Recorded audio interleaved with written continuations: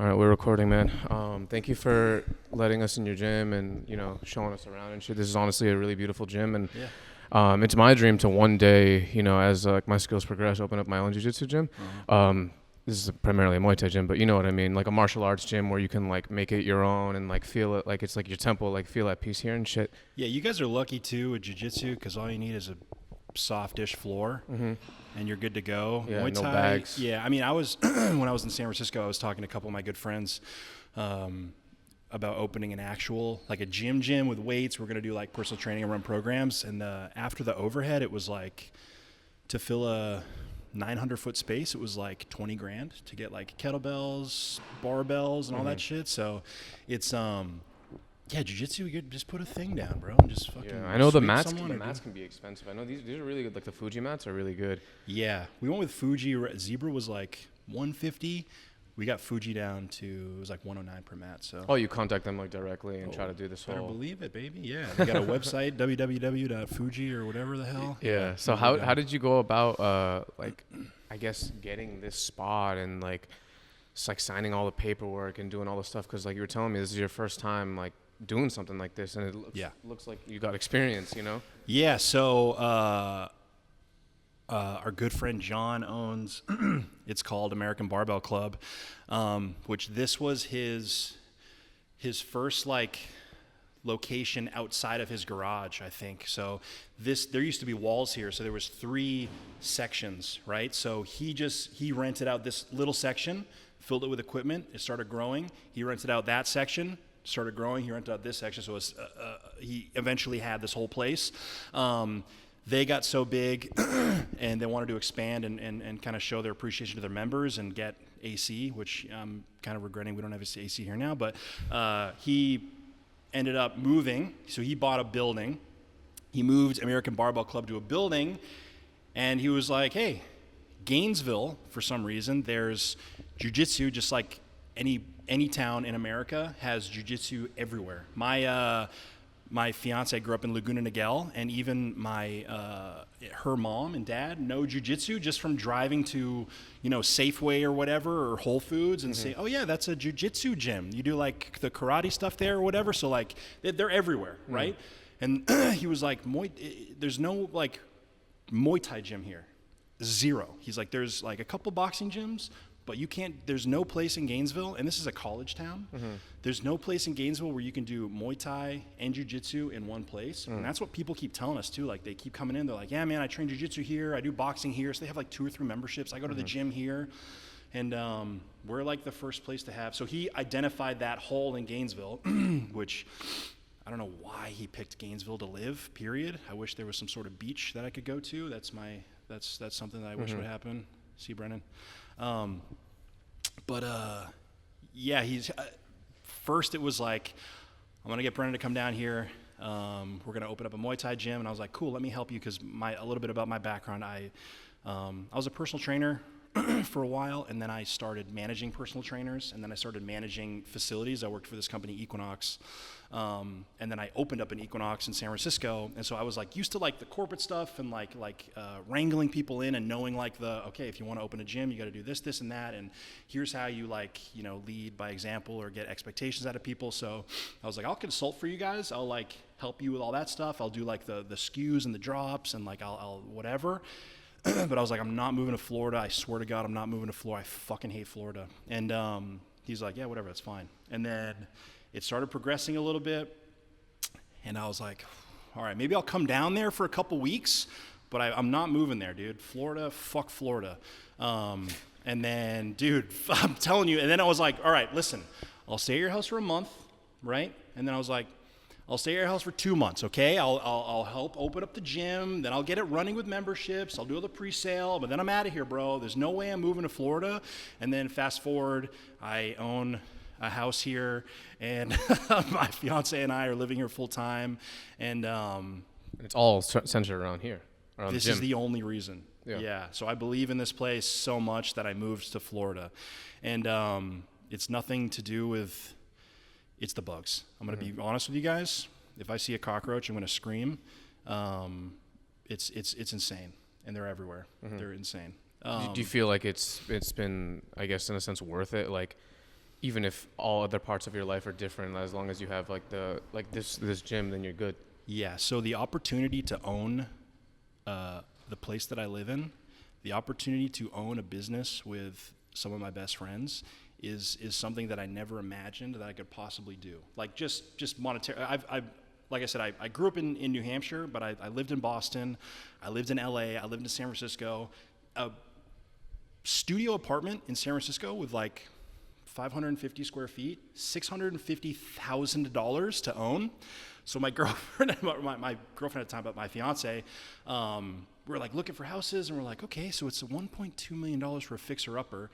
And then we looked at Gainesville, and I'm like, okay, we could buy a gorgeous home for $180,000, or like, so that blew my mind. But honestly, like, all like shitting on Florida aside, the opportunity to own my own facility with my best friends and own the place that I live in that I'll have forever, that John set up for us, is like beyond, like, I'll forever be like beyond grateful. So it's crazy. And I was telling you guys, but before we started this, it was still a Dungeness powerlifting gym that we just put like 12 mats down, and we would like just kind of train ourselves.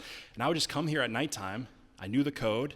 I would just bring my dog, tie her up, just like stretch, maybe do some like shadow boxing for 5 minutes, and be like, dude, this is my place. Mm-hmm. Like, it was insane. It's truly insane. Mm-hmm. And as this grows, not to get ahead of myself, but so there's this box, right, that my friends and I started something with.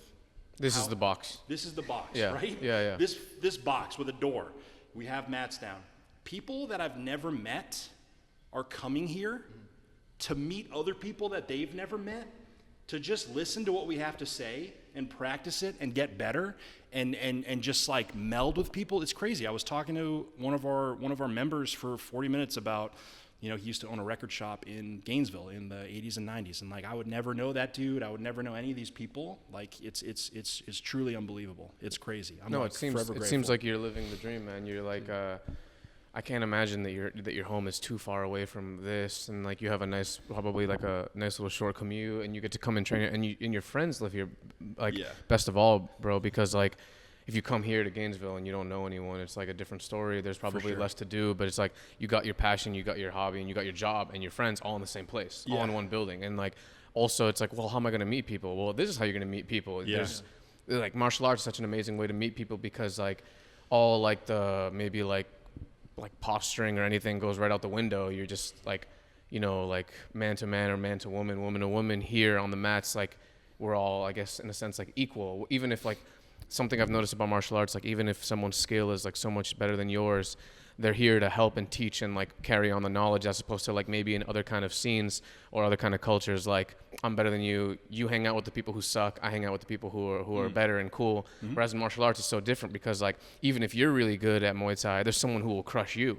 So then they, like, you know what I mean? You see how they treat you, and it just gets passed on. It's honestly a beautiful thing. And like, I think that you opening up this gym in a place where people don't have as much access to Muay Thai and Jiu-Jitsu in the same place, it can really change people's entire lives. Because like, at least in my experience, like, my introduction to martial arts, like, I've never done Muay Thai. I've done boxing and Jiu-Jitsu, like, both like fairly extensively, and like, it's changed my life completely. It's changed my mindset. It changed like my like how I deal with my emotions and shit. And it's like, it's places like this that offer it up to people, that introduce it to people. And as someone who, like, if you're teaching it, you have like the key to like how they experience it. You know what I mean? Like, some people, like, let's say when they teach, it's like, oh, if someone does this, or they'll approach it maybe more on like a sport aspect, or like a street aspect, or a survival aspect, or some people approach it like in a traditional martial arts aspect of like, this is about respect and like blah blah blah. You have like the key to how their first impression on this like amazing thing, Yeah, so my corporate mindset exactly is when, because we know Muay Thai, we love the sport. Like, Brennan could just rattle off like all these fighters and their rankings and all this stuff. But my corporate mindset, when we were like, I was still in San Francisco, we were just having like FaceTime, like calls. I would have all these questions like, hey, like what's our philosophies for coaching, you know, like, and because I knew this would be important. I don't just want to open up the doors. Yeah, grab some gloves. I'll show you how to punch, right? Mm-hmm. This is what do we represent? Like it's like a branding thing, I guess, but it's like, what do we, like, why put a Muay Thai gym here? What are we trying to accomplish? You know, if we're just trying to, this is how you fight and whatever, or are we trying to like help people progress and actually help people like enjoy and love the sport and be like, wow, I can do this. It's pretty insane watching someone. I think there's like 3 or 4 members that we have that have done this before, but everyone else is a straight beginner, and it's pretty wild after 1 week of training how they're like sharpening up, and I'm like, dude, I directly. And Brendan and myself and all these people around us are directly responsible for you getting better, and that's just some sort of like responsibility, you know, and like they represent us, you know, and we represent them. It's like this whole like circle. It's pretty especially nice. Like you said, it's a college town, so you could be changing the lives of young adults, you know, like without even realizing it. Because there's not to cut you off, but there's like surprisingly a lot of sexual assaults in Gainesville. So like reaching out to the sororities and shit like that to have like self-defense days or just anything, dude. Cause like, I like to know anything and to feel comfortable if someone's like being aggressive towards you is a really big deal. Mm-hmm. There's a thing with like martial arts that I think that it's like a hobby that, or a pastime, or maybe for others like a way of life that you can't replicate the things that you learn on the mats or in the ring in other hobbies. Like you can't learn about yourself the way you learn about yourself in the ring in other hobbies. I'm sure there are some that are like kind of mirror it, but like, for example, like no hate towards other sports, but if like, let's say you play baseball, you can't, like there's not someone actively like becoming your tormentor and like you have to overcome this like within yourself. It's honestly like it's just such a whole different world. And also like the shock of your first time that you try against like a live resisting opponent and realizing like I can't do the things I thought I could do, watching all these videos. Like I'm not the maybe like the macho I thought I was. I'm not like this like live like ready to like act person like I thought I was. This person is like, I'm like a baby to them. Like, and you start realizing these things, and like it's almost like how in like the Buddhist culture, like they bow their head and like they understand that there's like a power higher than them. You like understand that like I'm not like I understand like my mortality and like I'm defeatable, you know what I mean? Where like as if you've never been in the situation, it's easy to think like I'm undefeatable, like I'm a man, like I can't be defeated, like I'll just, you know, I'll always be live and ready to do. But you don't know that, you know. And it's good to understand that not only, even if you think you are like that, there's always someone who's, you know, it makes you face reality. I've had, even growing up in the punk scene, I've had friends who are just like constantly searching for that next band, and they know all the stuff and they already know it before you, and they're playing these like songs, and I'm like, oh shit, who is that? And they feel kind of like, oh dude, like you're asking me these questions, that's like super like almost looking down on you that you don't know the bands. Mm-hmm. I was always a person that I need guidance. I was like, if I trust you and believe you, I'll follow you like wherever you go, right? Mm-hmm. So when I found Muay Thai, the first Muay Thai class I went to was I think it was December or January 2011 in Boston at this place called Y Crew. I went with Brendan, and the only reason I went was because they were like, hey, you know, Christmas or New Year's special, get a free pair of gloves. And I'm like, cool, I can't afford gloves, so that's awesome. So it was like, you know, $100 and you get gloves and it's a whole month of training. So I was like, perfect. Dude, I can kick the shit out of someone who doesn't know what they're doing. That's no problem. I feel very confident in that. But the second someone knows, I was telling the dudes from Incendiary that we were dying laughing, but I was like, yo, the second someone knows like a 1 or 2, it's kind of 50-50. You know what I'm saying? So it's like the great equalizer. But bringing it back to martial arts, like I needed someone, like I can't like search out the stuff. Like I need someone to be like, hey, like this is where you have to have your hand, right? And I'm like, cool, I'm gonna do that forever now, right? So it's like the great equalizer, and it's so humbling. And I love progress. And like I said, I started jiu-jitsu Monday, and it feels so good, just like giving up yourself and your ego to everything. And I'm like, okay, I'll put my arm there. I don't care why. I'll do it, and I'll believe you, and I trust you. And it's like, it's freeing, and I'm learning something, and it's pretty great. Yeah. Yeah, no, starting jiu-jitsu, like seeing that, it's very humbling because you walk into the gym and there's people of different races, different heights, different ages, you know, different strengths, everything. And when you tie that white belt around your waist, it's also very humbling because you have to keep in mind that you're not hiding from anyone, that you have to learn, you know, that you have a lot to learn. And it's a beautiful thing because it just brings people together, unites people, you know, in an age now where there's so much division. Like, martial arts is a beautiful thing. And like I was saying earlier about the college, how, you know, a lot of kids, especially at that age, they can be resorting to like drugs and like a lifestyle that is very toxic. And like learning a martial art, I think, is a quick stop to that. You know, they're like around people that they do feel a sense of community, because I feel you can get lost in that world where you think you're in a community, but those people don't really care about you, you know. And so, or you might be in a community, Yeah. but it's like something that is kind of drifting you on like a negative path of losing yourself further and further. Here's the issue. That is a classic heartwarming story. One of my really good friends in San Diego, Jacob, he's a purple belt now. He probably should be a brown belt. He's just sandbagging people at his gym, being a purple belt. But same thing. He was like doing bad stuff. He was like into drugs. He found jiu-jitsu, like turned his life over, right? With other things, but jiu-jitsu was a big part of it. That's a great story. I grew up in New Hampshire, which is a suburb. The whole state is a suburb of essentially Boston. I had an amazing family. Everyone was so supportive. And for some reason in my head, I was just angry, right?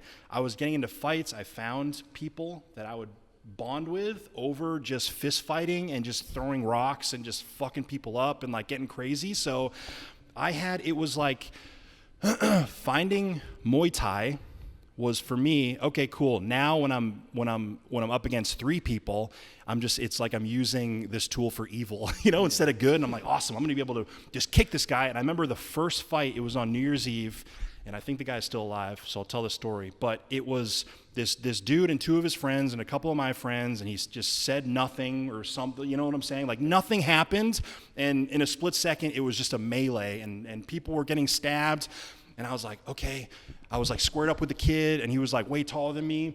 I saw him just because I was doing 3 days of Muay Thai, and I'm like, oh, I think that's the thing we were doing, like a 1-2 slip, or whatever. It was like Muay Thai 101 basics. The dude threw a jab at me. I literally slipped, threw a 1-2, and my friend stopped me and went, yes, practice.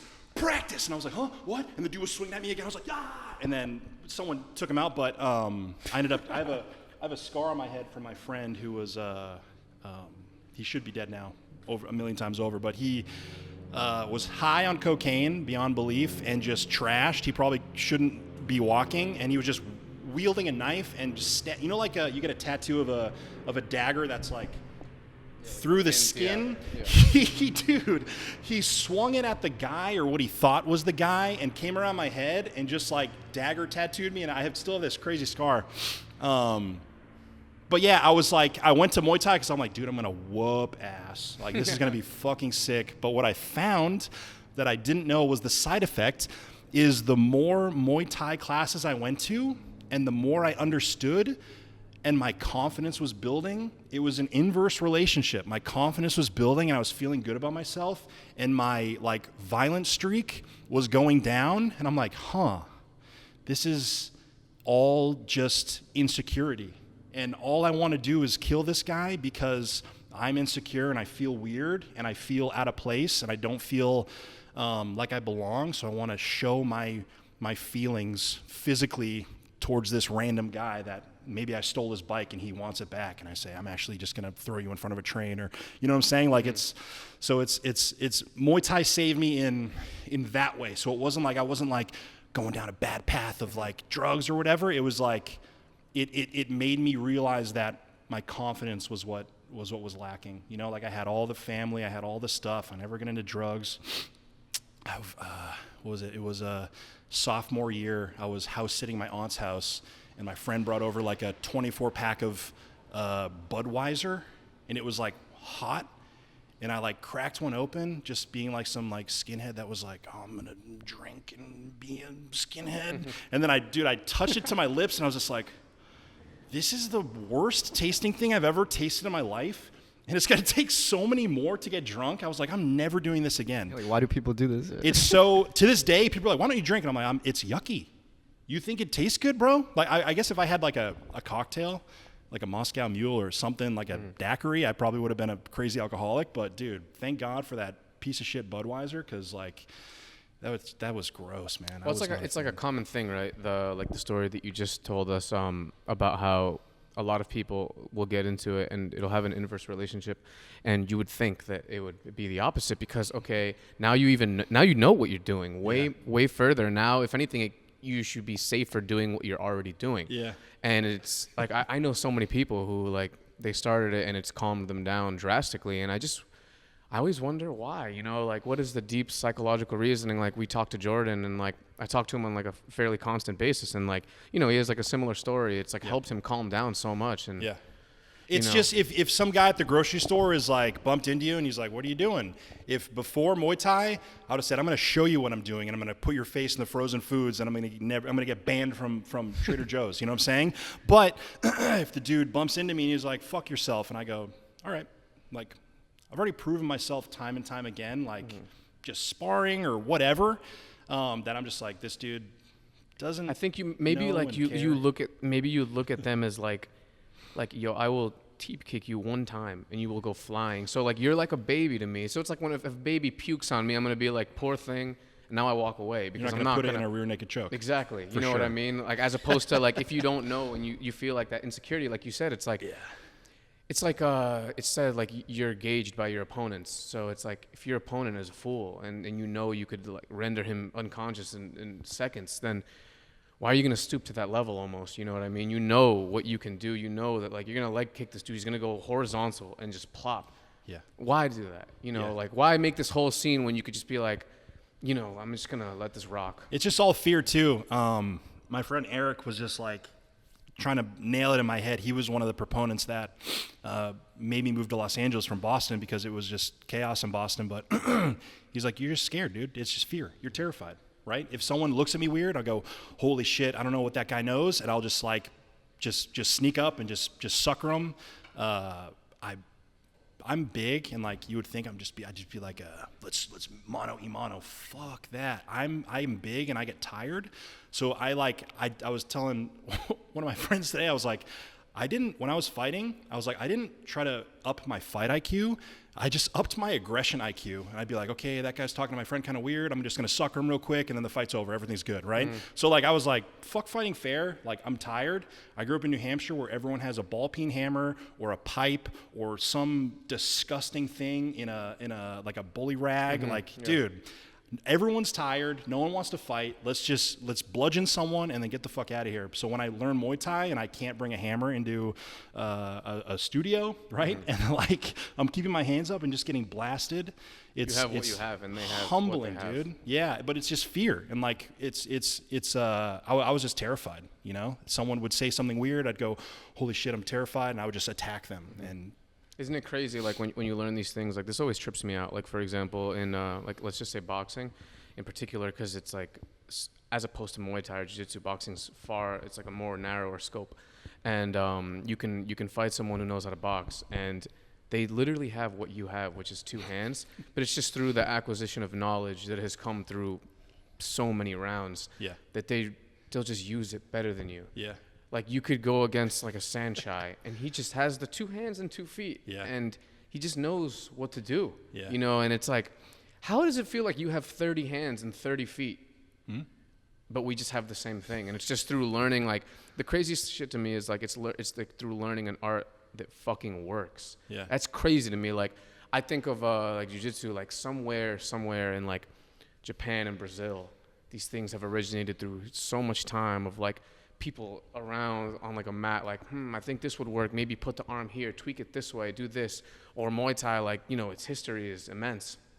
And how did they come up with this stuff? Like, because you look at each style and it's so different. Like, even just the way a boxer stands versus the way a Muay Thai guy stands, and like the emphasis on different things. Like, Muay Thai has less head movement. You'll slip right into a kick, whereas boxing is all emphasized on head movement, angles, and a lot of footwork. And how these things developed so radically different from each other. It's interesting to me, and like I have a lot of respect for like all of these things. And like one thing I wanted to ask you was like, because I don't really know like pretty much anything about Muay Thai. I respect it a lot, and I like watch it every once in a while. But like, for example, like you think of jiu-jitsu and you think of it like, what is like the sequence of events if like you were gonna have a street fight with it? Like the sequence of events was like would be close distance, clinch, floor, positional control, submission, or positional control into like just control and leave them there, or ground and pound, whatever. You think of boxing, you think of a system based off of head movement, footwork, angles, a lot of slipping, and attacking while you're defending. But when I think of Muay Thai, I don't know anything about it. So what would you explain it as in terms of like a system? How do you like systematically approach like an opponent? Like in a street fight scenario? I guess both. Like you could start with street fight and then maybe like when you're playing the game of they know what they're doing. Yeah, so I mean everyone has their own go-tos. I'm sure that's the same with jiu-jitsu too, but for me I'm kind of long, but I'm also big, so if it's a street fight scenario, I'm going, maybe I'm you know, someone's going to learn my secrets one day. But I'll go straight up, just leg kick 100% of the time. No problem. I'll stand up. And why is that? Because I don't want to get punched in the face, man. Do you see this thing? I don't want to get punched in the face, and I know I'm confident in the form enough for the kick that I'm just gonna smash them in the leg. They're gonna be like, "Whoa, what the hell was that?" I mean, it's happened multiple times. That it's happened like spontaneously. It's happened where it's set up. Hey, me and you have an issue. We're gonna go somewhere and we're gonna take care of it. And I would just, okay, cool. I'm kind of hanging out, and they're just like tight. They don't train. Just smash them in the leg, and then one dude started crying just from a leg kick. That's it. So it's just jiu-jitsu always fucked me up, and I never wanted to do it because I don't understand it. I have no idea what's happening, and even now I have no idea what's happening, obviously, but it's like Muay Thai or boxing or anything, I don't want to get punched in the face, and I want to punch you in the face. That's it. That's like the whole thing, right? So like forget the sport, forget like the points or anything. It's like I don't want this dude's thing to land on me, and I want to land a thing on him. So if it's a street fight scenario, I'm just going to smash your leg. Maybe I'll fake a leg thing and come up top. But, dude, you can end a fight with a leg kick. That's why I think, Muay Thai is awesome for anyone. What happens with the leg kick? Sorry to interrupt you. If they're charging at you, because a lot of the times in a street fight, like they're not going to be playing like a boxing game of like jab, slip back, and try to – maybe it's going to be straight coming forward, overhand right, like crazy left hook, losing of stance, losing of balance. What happens with the leg kick? Because you need it at an optimal distance, right? Yeah, I guess. I mean, if someone's running towards you, if you're throwing a leg kick, your left foot's going to be at a 45-degree angle. So if they're charging towards you, awesome. It's just like if I ran my car into a wall going 20 miles an hour versus if me and my friend are both driving 20 miles an hour with my car together, like that's even worse. So really? Like if street fight, anything could happen. He could fucking shoot me or whatever, but like in fantasy land, say he's running at me and I'm like, I'm going to throw a leg kick. I'm already out of the way enough. My left foot's at a 45-degree angle. I'm smashing down on whatever leg is in front, and I'm just kind of turning to the side. So now I'm already at the 45-degree angle, and that works with when I'm fighting a Muay Thai fighter too.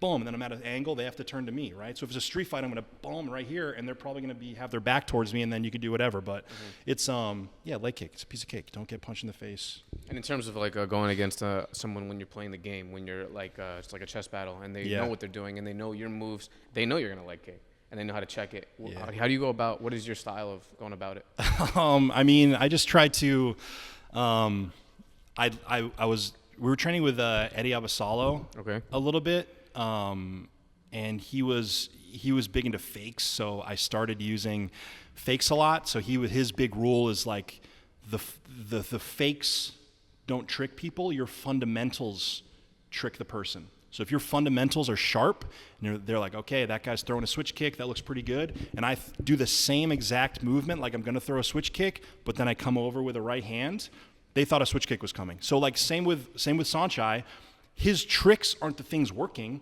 His fundamentals are the things working, so he can then do the tricks after. Does that make sense? Mm-hmm.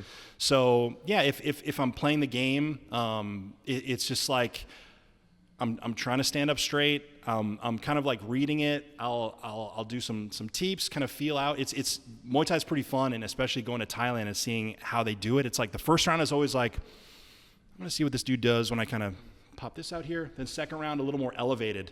Okay, cool. And I can land that. Nice. Then third round, they've figured out the person because they've been doing it since they were 9, and they're just whooping each other's ass. So, no, they start when they're super, super young. Yeah. I watched like just a documentary on it, and like they were talking about it was meant to paint the picture like negatively for like the young kids starting because a lot of their parents, they make them fight for money and hopefully, and their diet is crazy. Like I kind of respect it just because it's like. Here in like more developed countries, you hear about like, oh, well, you need like this energy bar and you need these like powders and you need this. It's like, well, Muay Thai guys, in Thailand, like they never get tired and they eat rice and rice and like they'll like wear like, you know what I mean? Like it's just bare bones. They don't have any crazy running shoes. They do like the super basics. I really like that idea of like, it's the fundamentals. Like even in like jiu-jitsu, like I really like the idea of like, when people are first starting, a lot of them maybe want to learn like berimbolo or like they want to like learn this crazy thing. And it's like you should learn the super basics first. Like you said, like, it's the fundamentals that make everything. And like, I went to Thailand and I went to a Muay Thai gym just to observe. This was like, I don't know, like 3-4 years ago. And it was like crazy. Like the culture over there around it is honestly amazing. And I wish it was more popular in America. I think it is popular, but not to the extent of boxing. And I think it's because it has like that Eastern background of like, they make the noise, they do the dance in the beginning, like they wear the headband. Like for some people, they eat that shit up. Like, this is awesome. You know what I mean? And so some people, it's like, what are they doing? Like, why don't they just fight type of thing? Yeah. Like I mean, that. Joe Schilling, Kevin Ross, those dudes were like big proponents on like, hey, America has Muay Thai, America has kickboxing. So, but I'm always confused, dude. Like people want to see MMA, which I understand. I think normal people just want to watch someone get knocked out, essentially. But like stand-up is so fast, and like you see it, and like, dude, like K1 was insane. Like even like Lion Fight and like all that stuff. If you're just like if you're just doing stand-up or even Dutch kickboxing, those dudes are just smashing each other like one after the next. Like that's exciting to me. But people just want to see someone get knocked out and scream and be like, ah. Yeah. So that's it. But yeah, I mean, you mentioned just I forget you didn't say you envy them for eating rice, but it's like like the bare basics. The bare basics, exactly. It's I'm sure if they knew that there was more and they could afford more, they'd probably get a Gatorade.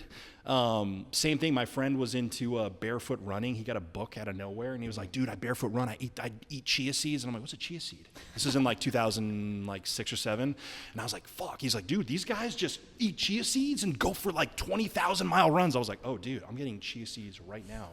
But I was living in the city, sucking down chia seeds, just being like, stuff doesn't work. I'm starving right now, you know? But like, those dudes only have chia seeds. Yeah. Like, so they don't care like what, like they're not like, oh yes, you must have these 40 grams of chia seeds. Like they're just like, oh yeah, I need to eat or else I'll just die and then be in the ground. So I'm just going to smash chia seeds. And same with the Thai fighters. They're like, okay, I have no money. Here's some rice. And so I'm going to eat the rice. And so my stomach isn't eating itself. Yeah, no, absolutely. But one thing when I say like the respect thing is just because like, they reach such a high level doing this. Like I don't, like I said, I don't know shit about Muay Thai, but I can assume that the greats, the all-time historic greats, seeing as Muay Thai came from Thailand, they're from Thailand, and they didn't have.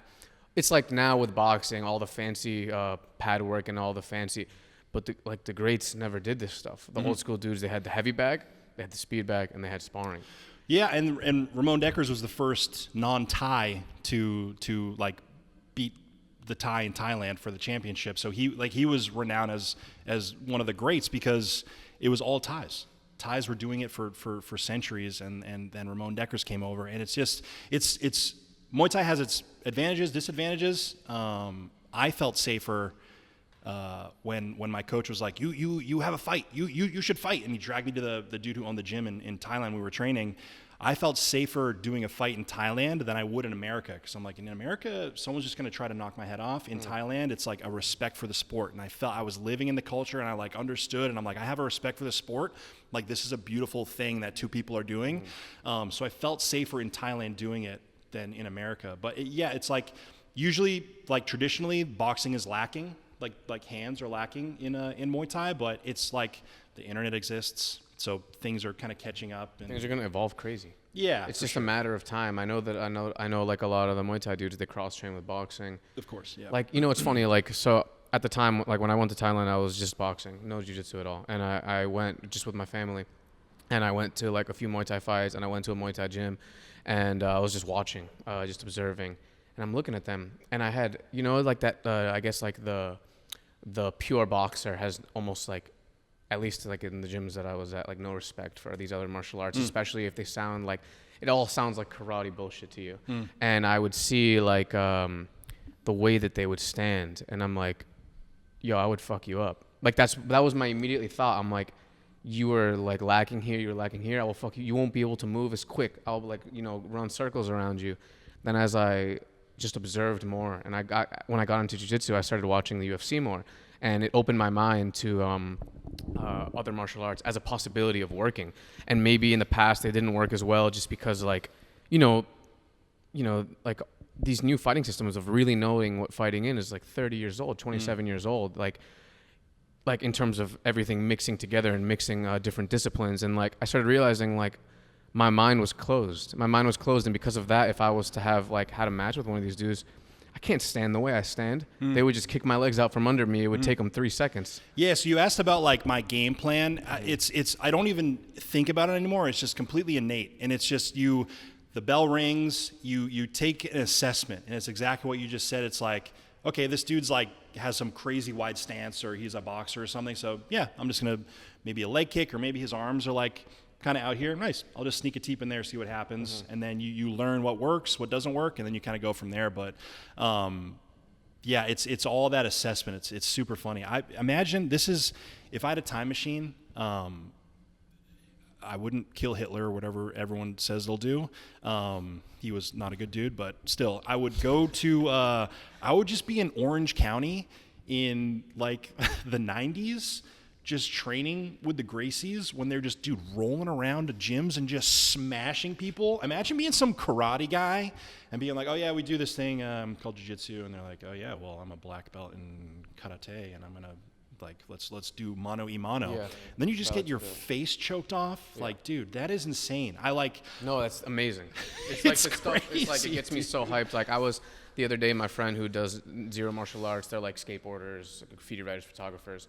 They asked me something about jiu-jitsu, and I ended up going off on like a tangent. And we were like talking, and I'm explaining to them how like before jiu-jitsu's culture has changed so much, because before it was like more of like a macho thing. Like you'd get injured a lot going. Dude, those videos, you just get smashed. Yeah, and like it was insane, dude. It's horrifying. Like I watched this one Gracie in action video, and like they're talking like this, like the accent, and like he's like, what do you practice? And the guy's like, oh, I do like a Northern Crane style. I do this. I'm experiencing this. My grandmaster came from this, blah, blah, blah, blah, blah. And then like the dude points it at his dude, and he's like, okay. And he's like, his name's Joe. Yeah. He's trained jiu-jitsu for 8 months. And then they fight, and Joe just fucking abolishes him. You know what it is? It's that like, I think that if you have zero knowledge of like, Muay Thai is really good because you have the clinch. Yeah. And from the clinch with those like with the hip movement, I know, and like with the bottom of the foot, and then you just throw people. So you have like it's more of like a grade A martial art, because you have an understanding of like these different like factors that can factor in. But like, I think I've thought about it a lot, and I think that it's just clearly to punch, like you usually step in to punch, at least in boxing. It's a lot easier for me to rush forward as you're stepping in than it is for you to like perform some takedown defense once like the chaos of the fight ensues. Like it's so much, especially if you think we're going to have a striking match, and I just completely, I just tricked you essentially. Like I just changed the rules of the game. You could have been a really experienced striker, but if once it like hits this like clinch ground area, you're essentially like, this is your first day fighting almost. Like a Floyd Mayweather, I couldn't punch him if I tried. But like, just like any purple belt would lay him in the dirt, to be honest. You know what I mean? Sure. Like, he doesn't know. He's in like best boxer ever. You cannot touch him. Defensively, no one is better than him. But you don't have to. That's how I think UFC and like MMA in particular is so like amazing, because there's so many angles that you can attack them from. It's like real strategy. Same thing with Muay Thai. I see the fights where like they do shit that like you're like, that wouldn't work. That's a movie move. Like I saw one where the dude, as the dude is stepping, the opponent catches a step right before, and he starts like, he loses his balance for a split second. The moment he loses his balance and is falling here, he's not gonna fall. He's gonna recatch a step. Before he can think of anything, he gets kneed in the fucking face. Yeah, that's real. It's crazy. And you'd be like, that would be some shit you'd see in a movie. Like the dude goes to step, they zoom in on the foot, catch, knee, boom, and then like elbow on the way down, or like a knee to like a side kick to the face. Yeah, so I'm like a big white guy, and in Thailand, they would just think it's so funny to trip the big white guy. Me and Brent are both big. But this I think like 4 or 5 time Lumpini champion in Thailand. The dude was maybe 5'5". 5'5". It's insane. I would just be like, shadow boxing. He goes, okay, throw a kick. And I'll throw a kick. I don't even know. Still to this day, I don't know what the fuck he did, but he would just flip me on my head. And they would, all the 15 coaches would laugh. Then I would get up and I'd be okay. And he'd go, okay, throw a kick. And I'll throw a kick and he'd just go, zoop. And I'd fall on my head. I'm like, okay, yep, that's like funny. But I was like, how do I do it? And he goes, you're no good. You're no good. And I was like, yeah, I guess I'm not good. Great. I'll keep shadowboxing and showing up or something. But yeah, it's just some weird ankle thing, and I was on my head. You know, to me, it's like those kung fu movies. Like you show up and there's just like some like Asian guy, and he's like, your kung fu's terrible, and just slaps the shit out of you and like makes you crawl to his feet, and like as like they're all laughing, and you know what I mean? Like, dude, the first day in Thailand, I mean, they're just, think of something you're very good at. Like, I'm very good at, I just started making these frittatas. I got to tell you, the zucchini frittatas. I could do it in my sleep now. Preheat the oven, my cast iron plate. I'm just. So if someone just got out of prison for 50 years and came in my kitchen and I was like, hey, make a frittata. First he's gonna be like, what's a frittata? And then I'm like, it's just here's the eggs and here's the zucchini and all this stuff. And he's gonna be like, oh, and I just laugh at him. Mm-hmm. You don't even know how to make a frittata. Yeah. What is your problem? Mm-hmm. And like me showing him how to make a frittata is gonna blow his mind. And I'm just gonna be like, dude, I just make these every Saturday. Like, what's the big deal? It's the same thing for them, because generations and their families and all this stuff, like, oh, look at this big, goofy white guy who just got done powerlifting and was 175 pounds, tired just from stepping off the plane, right? Coming to my Muay Thai gym. Day one, we're like, let's check the gym out. Yeah, let's bring our stuff. It's going to be awesome. I was wearing like Apollo Creed American flag, like boxing shorts, like a fucking asshole. I have 2 pictures of me wearing those in Thailand. My dad saw the picture and he's like, you psycho. He was afraid, not to get on a tangent, but to put in perspective, growing up in New Hampshire, the first time he came out to Los Angeles to see me, we ate at a restaurant and he went to pay and he took money out of his sock. And I'm like, what's up with that? He goes, oh, I heard all those stories of, you'll get your rental car and come out of the airport and you'll just get carjacked. And I was like, yeah, like Boys in the Hood. I was like, I guess that was happening in like the 90s, but dude, it's like 2013, man. What are you talking about? But like, same thing. He was like, you're wearing those guys are going to kill you, man. But anyway, the first day I was wearing American flag shorts, like Apollo Creed. And they didn't even put us into class. They go, you two fight, go fight. And so it was me and Brendan. There's no saying no. Yeah, I was like, oh, okay. So we're in the gym, just 15 trainers just like cackling, like straight up like just like hyenas from the Lion King, just like scream laughing at us. And they're like, more, because we're kind of like just peppering each other, not going crazy. And dude, my head started bleeding because like again, being poor and like the biggest reason I went to that Muay Thai gym because they were giving me free gloves. And so our gloves sucked and the Velcro kept coming off every punch, and Brendan's Velcro was just scraping me and we were just smashing each other and I was just getting tuned up and they were just screaming at us, just laughing. And it was just funny to them. It was hilarious. But like they knew, I was like, oh, I love just skill acquisition. Mm-hmm. And I love like being bad at something And then a little bit down the road being like, oof, this is pretty cool. You know, even just no one who's ever done martial arts, someone like when you start a job for the first day, it doesn't matter if it's in a kitchen or in an office, you feel like a fucking asshole because you don't know what to do. You're like, okay, I did my one little thing that you told me to do. And then you're sitting around like a fucking dickhead. And people are like, just clean the window, man. Like, don't you know this? And like, you're just fucking stumbling around like a dope.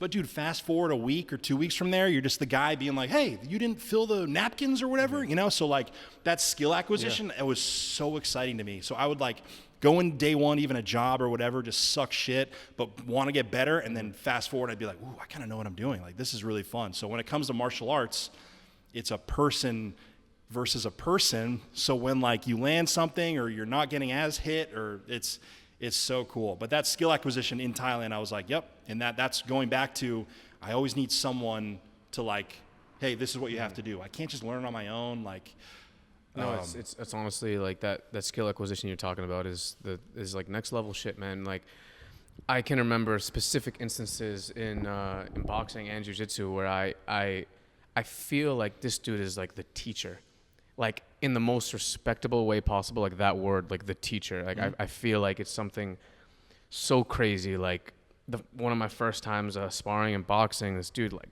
went to the corner and he's just like, come on. And I throw like every combination that I've been practicing at top speed. I don't even hit him once. Sure. And I think I'm going to hit him and he catches it, slips. It's coming up the corner. And I can't believe it. Like, I can't believe that this guy is right in front of me in a very tight space and I can't touch him.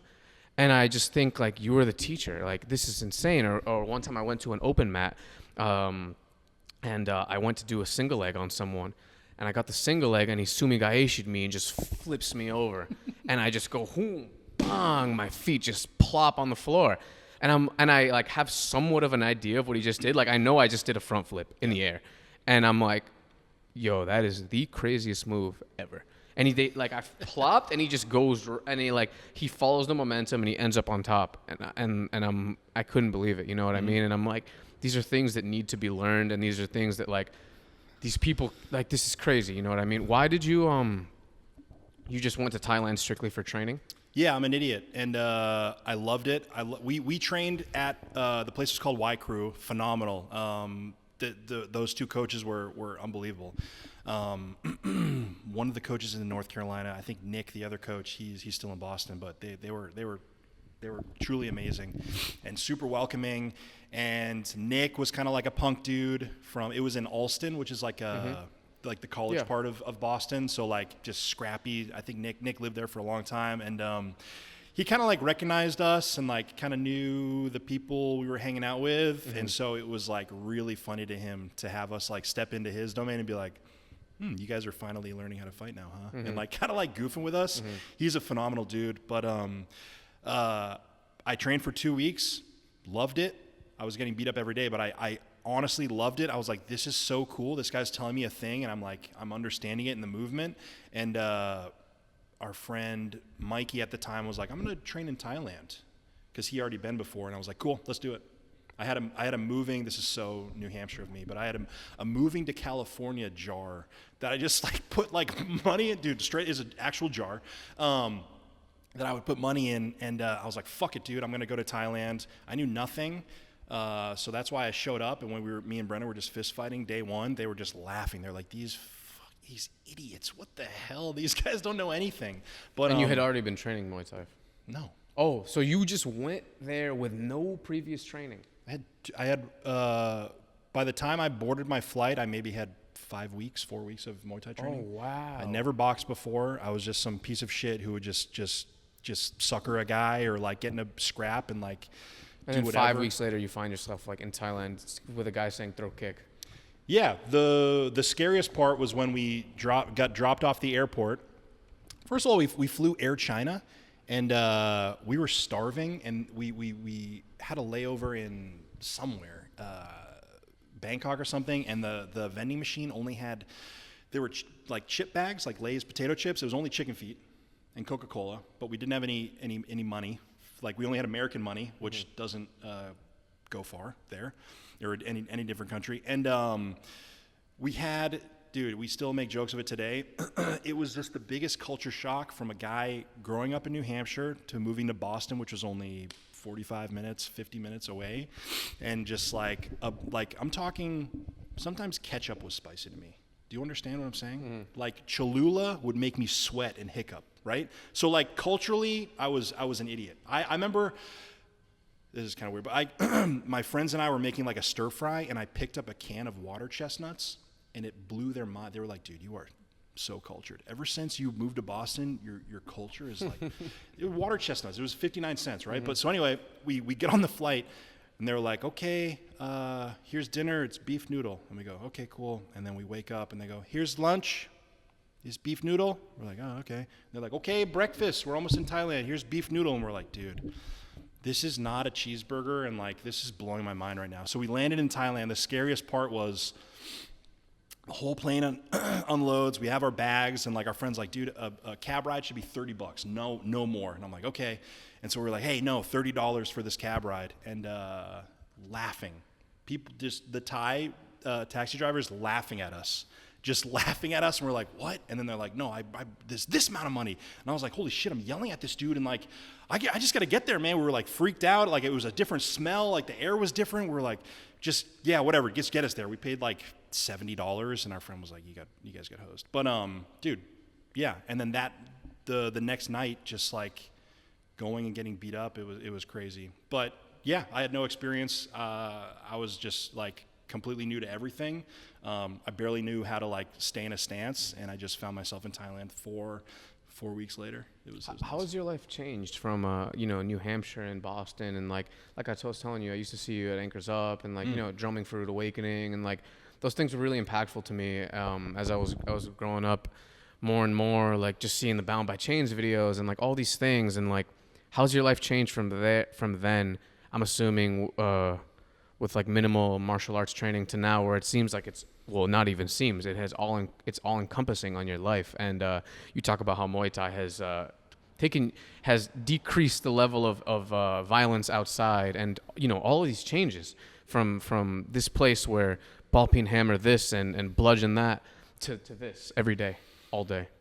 Yeah, I mean, I don't know if there's something just wrong with my brain, but it's just the slowly building this wall of like temptation, just having my temptations and urges just hit a wall. At least it can take a couple hits until it falls, but still there's at least some sort of barrier. So me being 15 years old in New Hampshire with still today one of my two best friends, Adam and Kyle, just driving around saying there's that dude and his friends parking in the main street, just the car's running, we just run up and just smash someone and run away, just impulse fear. Then moving to Boston and like realizing that there was people scarier and more deadly than me, and like in my mind I'm like, I have to get crazier and whatever. And then moving to California and realizing that if I'm in In-N-Out, I don't have to have my chair facing the door, because no one walking into In-N-Out is going to know who I am. But like, it was just like, if I hear, I honestly have PTSD from living in Boston and just being in that mindset for so long that like, I'll find myself just like holding my phone because I think like my friend's going to call and be like, hey, we're down the street or whatever. And I'll be like, oh, my girlfriend's like, why do you have your phone? I'm like, I have no idea. No one's calling me. Mm-hmm. Like, but how my life's changed, it's just, I try to just keep that wall of, I don't watch superhero movies, but there's that Bruce Banner or whatever, the Hulk, someone's like, how do you keep it inside? And he's like, I'm always angry. It's like essentially that, dude. If I'm talking to someone and they're like, give me an attitude, I'm just like, I want to, like, my entire being just wants to just punch my fist like through your head. But I'm just going to be like, yeah, that's fine, cool, no problem. And then I'll just like talk it out or whatever. But I'm just always elevated here. I just have this like subtle wall of like resistance that's keeping me from exploding. And I don't know if it's like schizophrenia or just being a psycho, but I'll be talking to someone and it's just like a normal person, right? We're just having a normal conversation. I'll just be like, if I if this dude does anything, I could just take this screw and just stab it in his eye, or just be like, how crazy would it be if I just uppercutted this guy? We're just talking about records, and I just uppercutted this dude's head off. Would that? And I'm just thinking of it, and I'm like, holy shit. I was like, hopefully I don't go crazy down the road, but like I have this wall of like, no, that's like insane, you know. These are my impulses that like I'm just talking to this dude and like, wow, look at your fat jowls. I'm just gonna just smash you right now.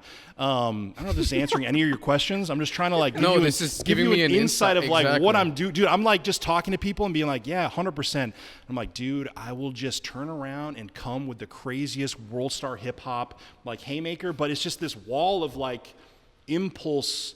It's just stopping the impulse from happening. I don't want to think like this. It's just like those are the first things that come in my head. But thankfully through Muay Thai and just having like supportive friends like my friend Eric, who doesn't want me to be a bad person anymore. And dude, it's a hard journey, but it I don't know, every day is just a struggle. I don't want to go to jail because I love my fiance, I love my dog, I love all my friends. I remember there was a close call a little while ago where I'm like, nice, cops are gonna show up at work, they're gonna say I murdered a guy and whatever, but nothing happens. But that right there, I was just like, I can't, this is not worth it. Like things like this are not worth it, right? Mm-hmm. So look at what you have, bro. You know? Yeah, it's insane. Like it's not worth it, man. Like I'm like, yeah, you know. I feel like you're talking me down from the ledge now too.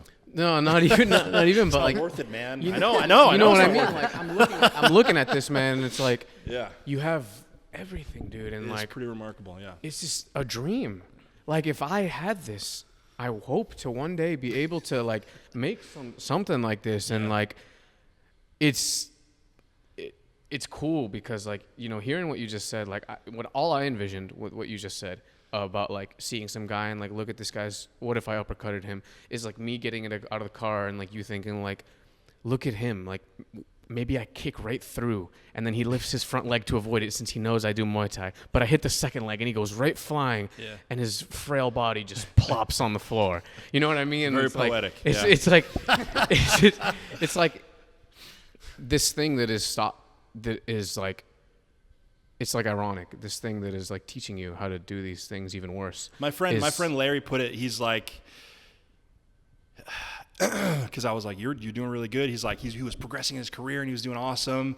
And he's like, yeah, but we grew up in New England where there's this little thing in our head that's just going, you're a fucking loser, man. You're never gonna make it. You're a fucking loser. Like New England is the most beautiful and perfect place, and I love it so much. But there's always like this, oh, you need a trade, and you need like, if you're not an iron worker, you better be a policeman, or you better like get a career doing something. So that's why it blew my parents' mind when I'm like, oh, I'm gonna start touring with bands. And they're like, oh, what? What's the 401k? And do you have and it's like trying to get my head as far away from growing up in New England. It's like everyone has an old lady who is a pain in the ass, and, oh, you know, the old ball and chain. I'm like, no, I do not know that. You know, some of my best friends in the world, I would find myself, it sucks. Like moving to Boston, I kind of was enlightened. I'm like, oh, wow, there's like people who kind of think like me, right? Because I'm in New Hampshire, where one news article described it as a unfriendly like fog of a town with roving gangs of skinheads, just like roving, you know, like all of a sudden you'll turn a corner and just, you know, like 6 skinheads will scuttle by or something, you know what I'm saying? So it's just like evil and everyone's miserable, and like I just always wanted to be happy, and I always wanted to just like laugh and have fun with my friends, but there's always like this thing in my head where it's like, you're a fucking loser, you're not gonna make it. And it's my journey of like putting myself out there and like trying to overcome that weird New England like mentality is that was kind of the biggest thing. I read a book. It's not The Art of War. It's the War on Art. Yeah. The War on Art. So it's about it's just about resistance. Yes. Yeah. I've read the PDF. Yeah. It's so you stole the book is what you're saying. Yes. Okay. Respect. Well, I bought it. Whoever the author is, if you're listening to this, but yeah, my friend Eric told me to read it. And it gets kind of spiritual at the end, which I'm not into, but it's essentially just resistance. I read straight up the first chapter, and I was like, I'm changed forever. I'm 100% changed forever. I understood resistance. It's like as simple as essentially his story, he was trying to finish a book, right? And he'd be like, oh shit, before I start writing, I gotta make my bed real quick. Okay, cool. And then he'd go down and write the book. How can I write a book when I have laundry to do? And then he would start doing laundry. And then he's like, okay, I need to like get more detergent. So then he runs and he's just like, this is just resistance. And he was talking about people can be resistance, right? If I'm with you, or if I'm with one of my friends who's a fucking loser and he's not going anywhere with his life, if I start being like, you know what, dude, I think I'm going to like try to go back to school, or I think I'm going to start anything that's bettering my life, they're going to be like, dude, why the fuck is that? Makes them look at themselves and be like, oh, now I feel weird. Same thing when like you tell someone, I don't know if you guys drink, but I don't drink or do drugs or anything. So when someone's like, hey man, you want a beer or whatever? I'm like, I don't drink. They're like, oh. They get weird because they're like, shit. Am I weird for not drinking? So anyway, it's just like people can be resistance, like things. I have this physical feeling. If I'm procrastinating, I've had it my whole life. If I'm procrastinating or like I'm like giving into these like resistance like feelings, I have this physical, I get like, whoa, like this anxiety where I'm like, I know this is bad. This is so bad. I'm so stupid for doing it. And my journey for overcoming that and just jumping over the ledge and being like, okay, I'm going to do the thing that I said I'm going to do is was kind of like a big deal with like me trying to like better my life. I think that, and like Extreme Ownership was really good too, but that was a phenomenal book, The War of Art. It was phenomenal. Yeah, it's amazing that you found this like essentially safe haven with martial arts, like, and making you think this way, like changing the course of your life potentially, you know. And I think as like martial arts becomes more popular, you know, thanks to like the UFC, for example, like the average person is a little more open-minded now to like, you know, like when I was in high school, when I think of fights, it's just like world star hip hop, like knockouts. And if it goes to the ground, it's like, yo, stop the fight. Like you got to start up again. Like, or if you get a choke, they're like, yo, what are you doing? Like, or if you kick somebody, God forbid, yo, that dude's a pussy. Why is he fucking kicking? Like, you know, and I think UFC is definitely opening people's minds up to, like joining Muay Thai gyms or like JiuJitsu gyms. So like it's the CrossFit of like martial arts. So like CrossFit, people talk shit about it, all these fucking idiots or whatever. But if it wasn't for CrossFit, Olympic lifting, like the beautiful sport of Olympic lifting would have just fucking nosedove, dude. Right? Like people wouldn't have been exposed to barbells and all that stuff. And same thing with like any like sports conditioning or sports specific. Like if CrossFit didn't exist and it wasn't for that high intensity or those certain movements, like those gyms people would have been like, oh, I don't want to do that. I want to go to Barry's boot camp and do whatever. But people went to CrossFit gyms because they heard about the community and maybe they got hurt or maybe they didn't, but like it's people fell in love with the actual movements. So yeah, UFC exists. And maybe someone who watches UFC, they find our Instagram and they come in here and they're like, yeah, dude, I've heard this 1 million times. I'm sure you guys have. Yo, I want to do UFC. Yeah. Like, I want to do that. I want to do UFC. Like, they think that's like the art or that's the sport. And it's cool. Let's, this is the stand-up portion. So, yeah, our class is at 5:30. Let's go. And then they're just like, I know nothing. And then it's like once they land something and they're like, this combo makes sense, then it's, now I'm just in it. I found the love for it. You know, it's pretty special. Until I hate thinking about this stuff. Like I hate like thanking martial arts for this shit. But like you guys are kind of forcing me to do it. And I don't know. I just don't want to be like So I'm like a rough and tumble. It makes me feel not special, I guess is what I'm saying. It's like I'm a rough and tumble guy, and then I found martial arts, and now I'm like, thank you, sensei, and like all this stuff. But like, yeah, you fucking guys are making me realize how special this is. I knew I loved it, and it's like it changed my life for sure. And I was in a very emotional place living in Los Angeles. Brendan was touring in the Warped Tour, and he had like 2 days off or whatever. I'm like, cool, come to my gym, train with me. We like clinched, we sparred, we did all this stuff. Dude, I was walking to my car after. I started thinking in my head, I'm like, this is so beautiful how I just have like this friend where I can share these moments with and we can learn from each other when we're physically trying to like hurt each other, but like we're learning and we're in this safe place and he's making me feel safe. And then I just started realizing I was just crying as I was walking to my car, and I'm like, holy shit. And like, dude, it's like such an emotional thing. It's crazy. And like, I don't know if it's because of brain damage or CTE. But after like heavy spar days and like someone's like, yo, dude, that was like pretty good. One thing I would do is, someone gives me pointers. I'm like, dude, I was like trying to like fight you. Like we were fighting, bro. We were using our hands and our feet to fight each other.